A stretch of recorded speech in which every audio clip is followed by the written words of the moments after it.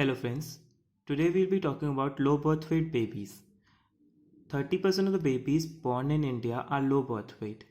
Etiology is either it can be due to prematurity, मतलब वो less than 36 weeks plus 6 days से पहले born होते हैं before their full term of gestation, or they are short for their gestation age.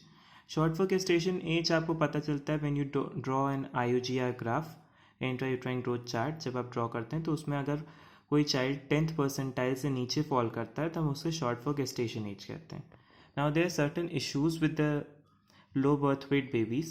Now there are certain issues with the preterm and certain issues with the short for gestation age babies. So preterm babies face the problem of hypothermia, birth asphyxia, respiratory distress syndrome, sepsis, apnea of prematurity, hypoglycemia, hypocalcemia, anemia. और जो short for gestation as वाले babies होते हैं उनको दिक्कतें होती हैं meconium aspiration की, हाइपोथर्मिया की, hypoglycaemia, polycythaemia. So these are the various problems that these low birth weight babies face in their lifetime, as soon as they are born. So first problem if we talk about, that is temperature control. These babies are not able to control their temperature, body temperature. They cannot regulate it very well. It is because of high surface area to body weight ratio. तो उनका जो body surface area होता है वो बहुत ज़्यादा होता है, जिसकी वजह से हीट लॉस भी ज़्यादा होता है.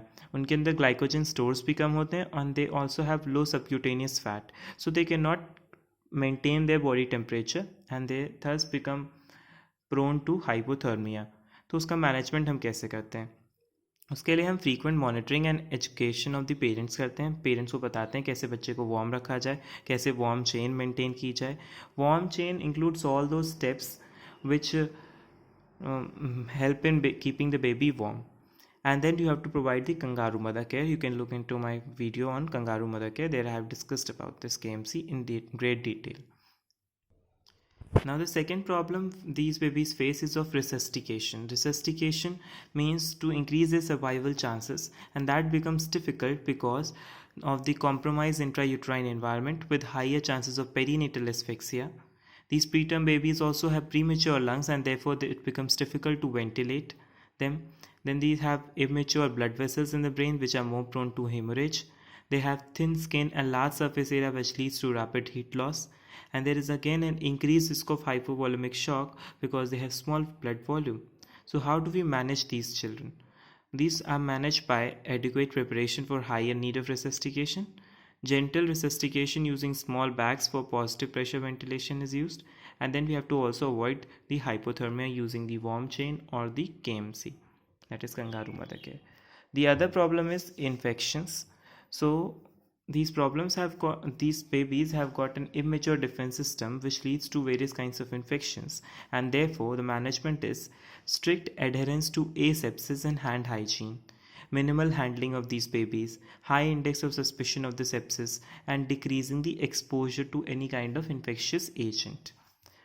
Then the other problem is metabolic derangements. They have low glycogen stores which leads to increased risk of hypoglycemia, immature glucose homeostatic mechanisms which can also lead to hyperglycemia. So there is a risk of both hypo as well as hyper, either can happen.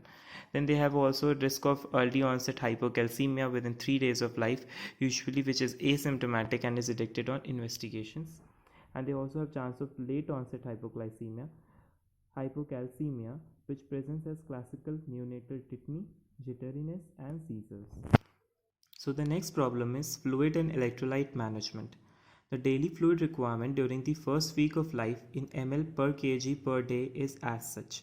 If the child is less than 1500 grams, the day 1 पे 80, day 2 95, day 3 110, day 4 120, day 5 130, day 6 140 and day 7 onwards you have to give 150 ml per kg per day. If the child is greater than equal to 1500 grams, then it is 60, 75, 90, 105, 120, 135 and 150 ml per kg per day and so on. How will you calculate the fluids requirement for 1250 gram baby? For day 1 it is approximately 100 ml because it's 80 ml per kg and the child is of around 1250, so roughly it becomes 100 ml to be infused at the rate of 4.2 ml per hour. And on day 2 the requirement is 120 ml which is approximately 95 ml per kg to be infused at the rate of 5.0 ml per hour. Okay, now we have to also monitor the fluid and electrolyte status, and for that we have got three methods, and this is done at every 24 hours. First method is body weight. The term neonate loses 5 to 10% of the body fluid in first week of life. So preterm neonate loses, see, the term neonate loses only 5 to 10% fluid in first week of life, whereas the preterm neonate loses 10 to 15% fluid in the first week of life. Failure to lose this weight मतलब हो जाएगा कि आप excessive fluid administration कर रहे हैं, और अगर उसका एक्सेसिव वेट लॉस हो रहा है more than 3% 24 hour in the first 5 to 7 days, that is कि इसमें नॉन फिजियोलॉजिकल है ये, और इसको करेक्शन की रिक्वायरमेंट है. तो आप इस तरह से मॉनिटर करते हो through body weight. Then clinical examination. The infants having 10%, that is 100 ml per kg dehydration, they have got sunken eyes and frontinels, with cold and clammy skin, and they have poor skin turgor and oliguria. So these infants with 15% dehydration or more signs, अब ये तो 10% dehydration वाले थे, उनमें ये science मिलती थी. जो इनमें 15% डिहाइड्रेशन या उससे ज़्यादा डिहाइड्रेशन होता है उसमें साइंस ऑफ शॉक मिलते हैं, जैसे hypotension, tachycardia and weak pulse. फिर यूरिन आउटपुट भी आपको चेक करना होता है. So a well hydrated neonate would pass 1 to 3 ml per kg per hour of urine. So these are the methods by which you can monitor the fluid and electrolyte balance, which is a big problem for these low birth weight infants.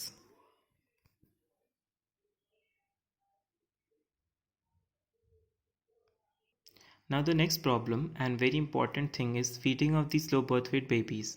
These low birth weight babies have got inadequate feeding skills. They have significant illness at the birth. They have higher fluid requirements. Since the intrauterine acceleration of many nutrients occur in third trimester, those preterm babies have low body stores of nutrients also.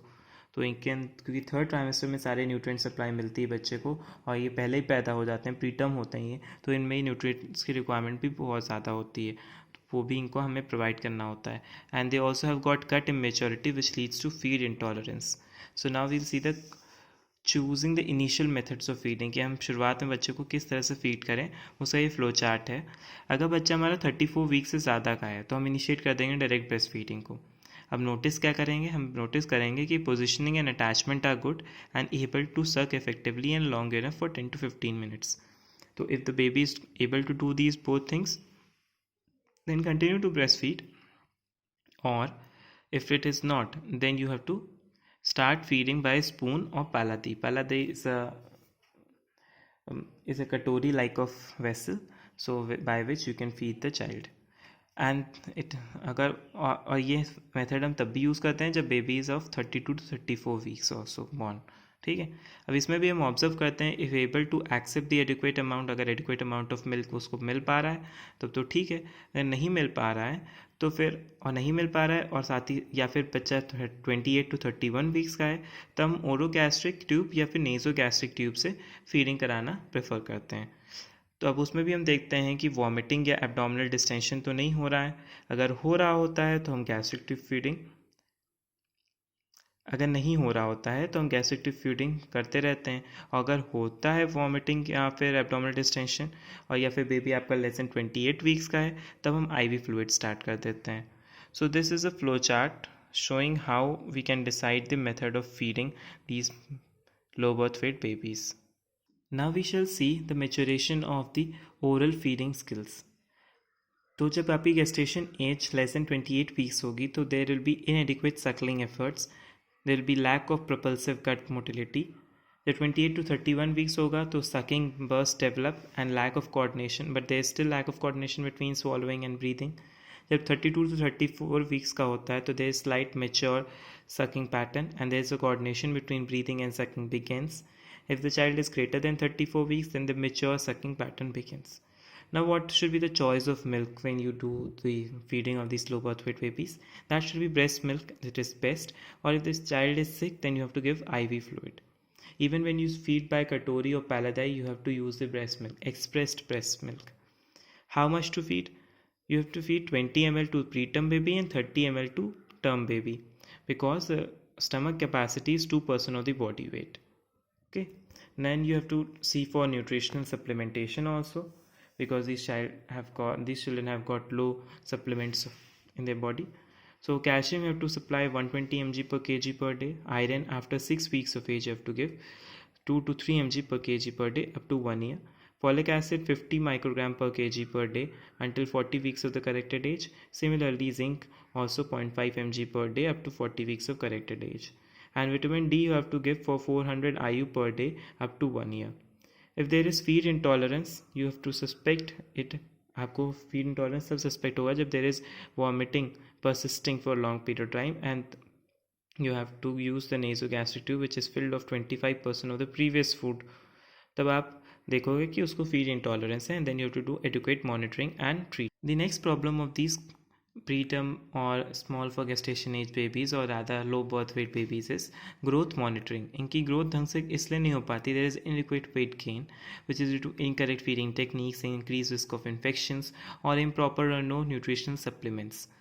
And this growth monitoring is therefore done through WHO charts, growth charts. And how it is done? By proper counseling, additional express baby milk, demonstration of the feeding techniques, breast milk fortification and optimal thermal protection.